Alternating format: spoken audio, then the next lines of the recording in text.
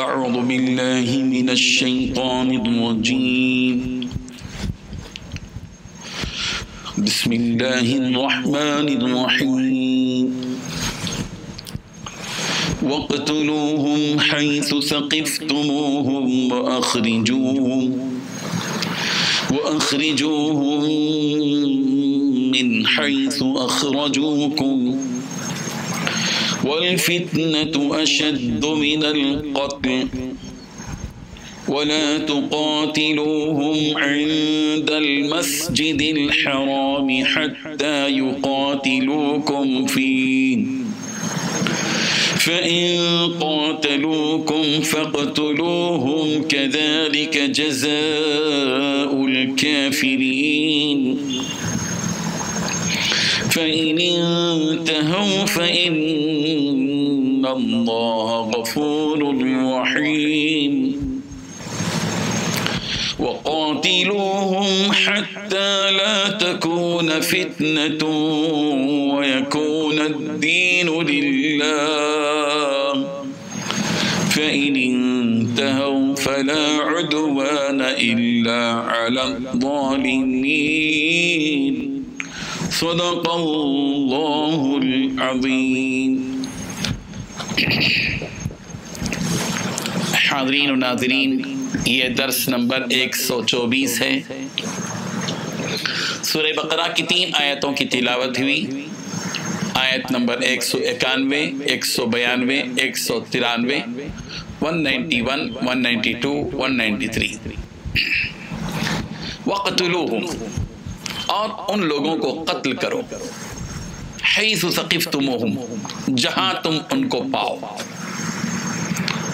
وَأَخْرِجُوهُمْ، اور ان کو اس جگہ سے نکال باہر کرو، من حیث اخرجوکم، جیسے جہاں سے انہوں نے تمہیں نکالا تھا،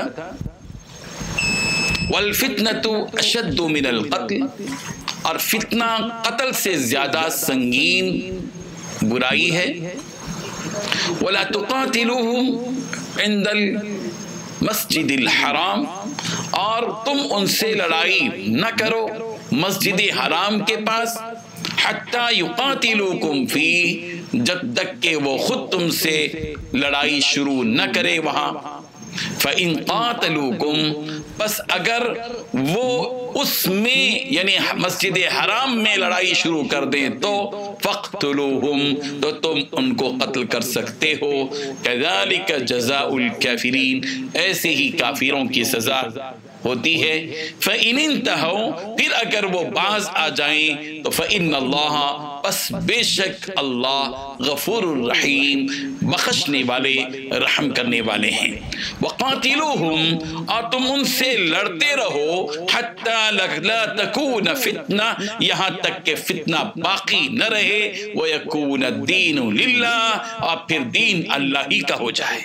فَإِنِ انْتَهَوْا، پھر اگر وہ باز آ جائیں تو فَلَا عُدْوَانَ، تو تشدد نہیں ہونا چاہیے، إِلَّا عَلَى الظَّالِمِينَ، مگر ظالموں پر۔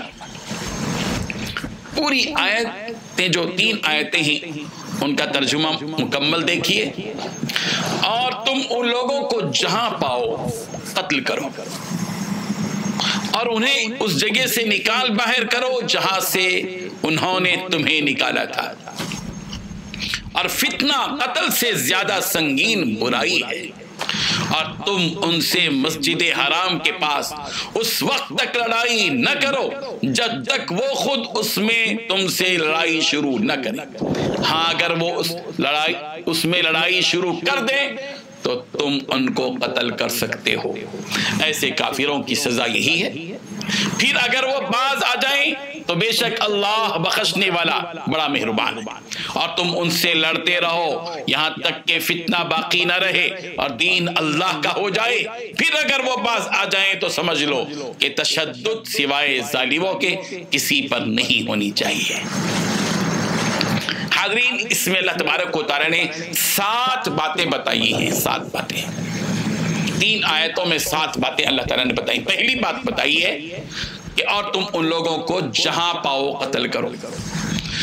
دوسری بات یہ بیان کی کہ اور انہیں اس جگہ سے نکال باہر کرو جہاں سے انہوں نے تمہیں نکالا تھا۔ تیسری چیز بیان کی کہ فتنہ قتل سے زیادہ سنگین برائی ہے۔ چوتھی بات بتائی کہ مسلمان مسجد حرام کے پاس اس وقت تک لڑائی نہ کریں جب تک کہ ان سے لڑائی نہ کی جائے۔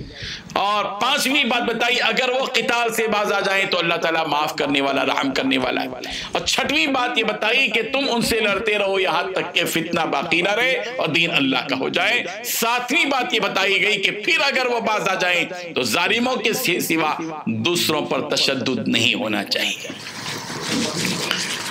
پہلی بات جو اللہ تبارک و تعالی نے بتائی وہ اس پس منظر میں ہے، جیسے کہ آپ جانتے ہیں اس سے پہلی آیت میں بھی آپ کے سامنے اس کی تفصیل آ چکی ہے کہ اللہ کے نبی صلی اللہ علیہ وسلم جب عمرے کی قضاء کے لیے 7 سن ہجری کو تشریف لائے مکہ مکرمہ اپنے صحابہ کرام کے ساتھ، تو اس وقت میں خدشہ ہوا کہ 3 دن جو یہاں ٹھہریں گے، حضور اکرم صلی اللہ علیہ وسلم شرط لگائی دی گئی تھی اور عمرہ کر کے واپس جانا تھا، تو خدشہ ہوا صحابہ کو کہ کہیں مسجد حرام کے پاس کہیں لڑائی چھڑ نہ جائے اور ان کے اوپر مشرکین مکے کے حملہ نہ کر دیں، یہی خدشہ تھا۔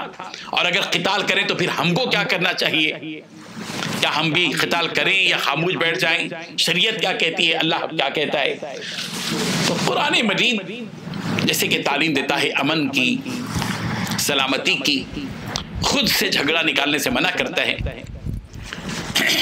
ظاہر بات ہے کہ مسلمان کعبۃ اللہ کی عظمت کے ساتھ جا رہے تھے اور پھر حرمت والا بھی مہینہ تھا، ذی قعدہ کا مہینہ تھا۔